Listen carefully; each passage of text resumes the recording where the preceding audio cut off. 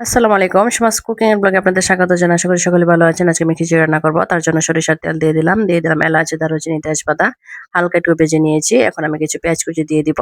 এগুলো আমি একটু হালকা ভেজে নিব। খিচুড়ি সাধারণত সরিষার তেলে কিন্তু খুব বেশি ভালো হয়। এখন আমি পেঁয়াজ বাটা দিয়ে দিচ্ছি 1.5 চা চামচ, রসুন বাটা 1.5 চা চামচ, আদা বাটা দিয়ে দিচ্ছি 2 চা চামচ পরিমাণ। কিছুটা লবণ দিয়ে দিলাম মানে পরিমাণ মতো করে। আর দিয়ে দিচ্ছি জিরা বাটা 1.5 চা চামচ পরিমাণ।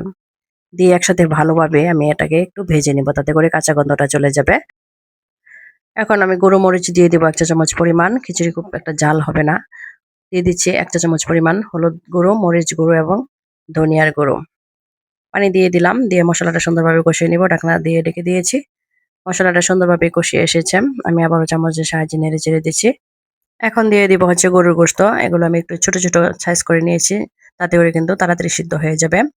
এখানে কোনো পানি এড করব না। পানি ছাড়াই কিন্তু গোশতটা সুন্দরভাবে আমি কষিয়ে নিব। চুলার আগুনটা কিন্তু আমি এখন লো মিডিয়াম হিটে করে রেখেছিলাম।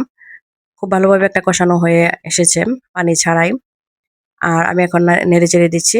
এরপর কিন্তু আমি পরিমাণ মতো করে ঝোল দিয়ে দিয়েছিলাম। সেটা কিন্তু আমি দেখাতে পারিনি। এখনো সিদ্ধ হয়নি।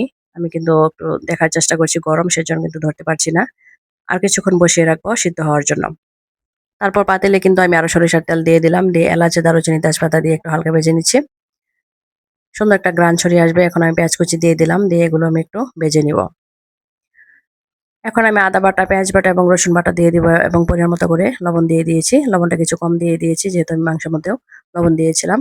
হলুদ গুঁড়ো, মরিচ গুঁড়ো এবং ধনিয়ার গুঁড়ো 1 চা চামচ থেকে কিছুটা কম পরিমাণে আমি দিয়ে দিয়েছি। দিয়েছি কিছুটা পানি। আর এখানে আমি জিরা বাটা দিয়ে দিচ্ছি 1 চা চামচ পরিমাণ। সব মসলা একসাথে আমি ভালোভাবে কষিয়ে নেব। ঢাকনা দিয়ে ঢেকে দিয়েছি। মসলাটা সুন্দরভাবে কষিয়ে আসলে আমি একটু নেড়েচেড়ে তারপর পোলাওর চালগুলো দিয়ে দিচ্ছি। এই খিচুড়িটা কিন্তু পোলাওর চাল যেকোনো ধরনের চাল দিয়ে কিন্তু রান্না করা যায়। আর আমি এখানে ১ পদের ডাল দিয়ে দিয়েছি। আপনারা চাইলে কিন্তু ২-৩ পদের ডাল দিতে পারেন। এটা যার, যার ইচ্ছা। এখন একসাথে আমি ভালোভাবে মিক্সড করে একটু হালকা ভেজে নিয়েছি। আর ৩ পট চাউল এবং ১ কাপ ডালের জন্য আমি এখানে ৬ গ্লাস পানি দিয়ে দিলাম। কিছু কাঁচামরিচ আস্ত দিয়ে দিয়েছি। এখন আমি ঢাকনা দিয়ে ঢেকে দিব। চুলার আগুনটা রেখেছি লো মিডিয়াম হিটে। খিচুড়ি কিন্তু আমার প্রায় রান্না হয়ে গেছে। পানিটা শুকিয়ে আসছে। এখন চুলার আগুনটা আমি লো হিটে করে রেখেছি। চামচের সাহায্যে কিন্তু আমি ওলটপালট করে দিয়েছি। আর মাংসগুলো কিন্তু আমি দিয়ে দিলাম। দিয়ে আমি একসাথে ভালোভাবে মিক্সড করে নিব। নিয়ে কিছুক্ষণ আমি দমে রেখে দিব। এটা আমি দমে রেখে দিলে কিন্তু আরো সুন্দরভাবে সিদ্ধ হয়ে আসবে এবং একসাথে মিশে যাবে।